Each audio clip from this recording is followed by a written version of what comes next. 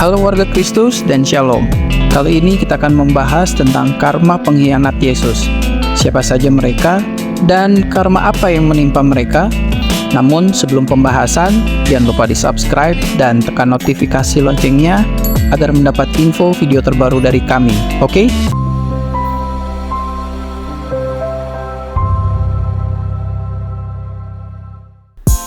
Penyalipan adalah salah satu bentuk hukuman yang kejam pada saat itu. Esensi dari penyalipan bukanlah pada kematiannya, melainkan proses penyiksaan dan penderitaan sebelum kematian. Dengan demikian, kematian merupakan salah satu hal yang sangat diinginkan oleh orang yang disalibkan.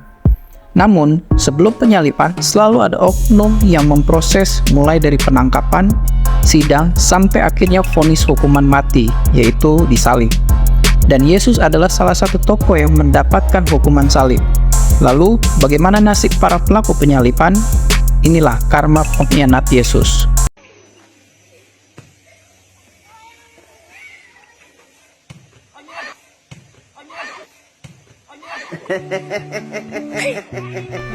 Yudas Iskariot.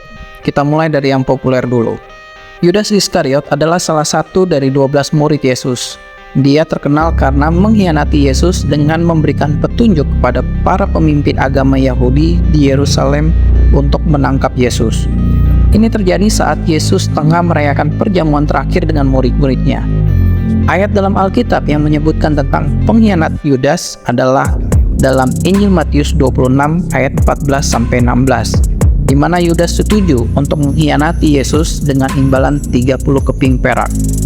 Setelah mengkhianati Yesus dengan menciumnya di Taman Getsemani, Yudas menyesali perbuatannya dan mencoba mengembalikan uang tersebut kepada imam-imam kepala.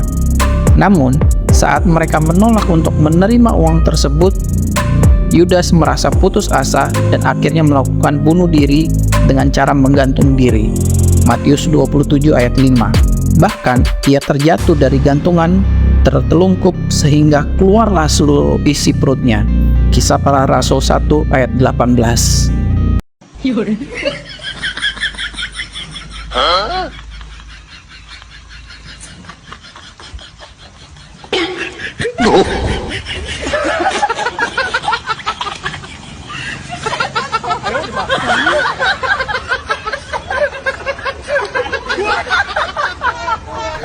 Imam Besar Hanas.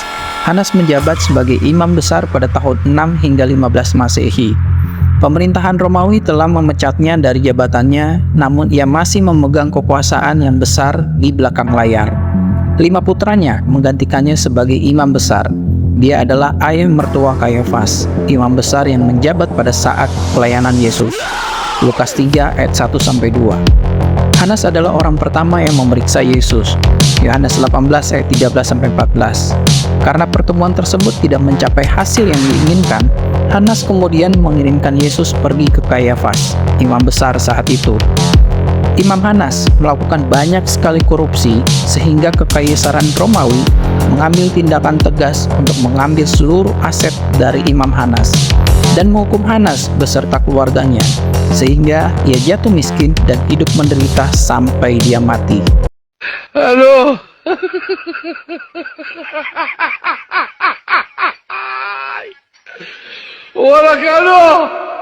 Aduh.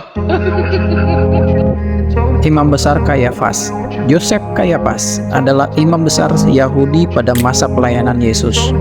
Dia adalah penentang keras Yesus dan ajarannya, dan Imam Hanas yang memvonis Yesus hukuman mati. Kayafas adalah menantu Hanas dari sekte Saduki dan memegang mayoritas kursi pengadilan tinggi Yahudi selama 18 tahun. Kayafas dicopot dari jabatannya pada tahun 36 Masehi oleh Prokonsul Vitellius dan diasingkan di Pulau Kreta. Kayafas meninggal pada tahun 66 Masehi karena kesedihan mendalam. Penghukuman kepada Yesus membuat ia sadar bahwa ia telah menghukum mati Mesias.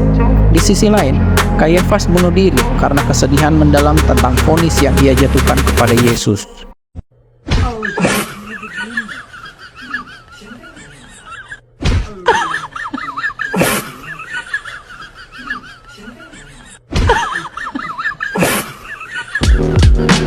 Gubernur Pontius Pilatus. Pilatus adalah gubernur kelima dari provinsi Yudea. Dia yang mewakili pemerintahan Romawi di Yerusalem untuk mengadili Yesus Kristus yang ditangkap di Taman Getsemani. Setelah menyelidiki perkara Yesus, Pilatus mengakui bahwa ia tidak menemukan kesalahan apapun padanya. Namun Pilatus tidak mampu untuk membebaskan Yesus begitu saja. Bahkan, sebaliknya ia tunduk pada keinginan massa untuk menyalibkan Yesus. Kesalahan Pilatus lainnya selain penyaliban Yesus yaitu pembebasan kriminal Barabas dan pembantaian orang-orang Samaria. Setelah kejadian tersebut, Pilatus dipanggil ke Roma untuk mempertanggungjawabkan perbuatannya, dan karena aibnya itu, Pilatus bunuh diri beserta istrinya.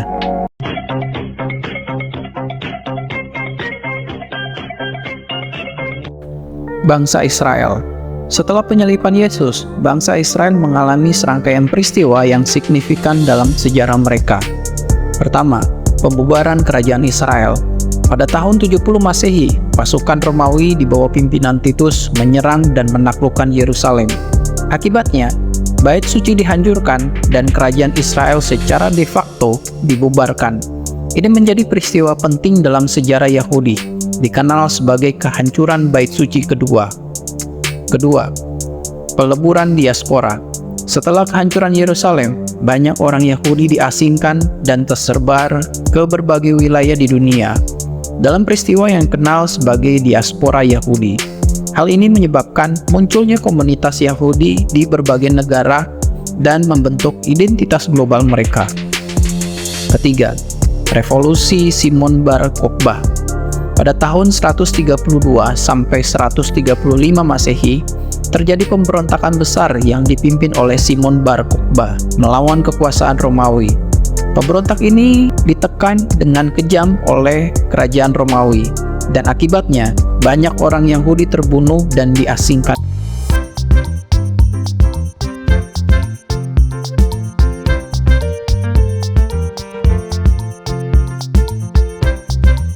Peristiwa setelah penyaliban Yesus dan karma pengkhianat Yesus. Jika kalian mempunyai tambahan pengetahuan lebih, jangan lupa tulis komentar kalian di kolom komentar. Sampai di sini dulu pembahasan kita tentang karma pengkhianat Yesus. Tetap setia kepada Yesus Kristus. Tuhan Yesus memberkati dan keep on fire.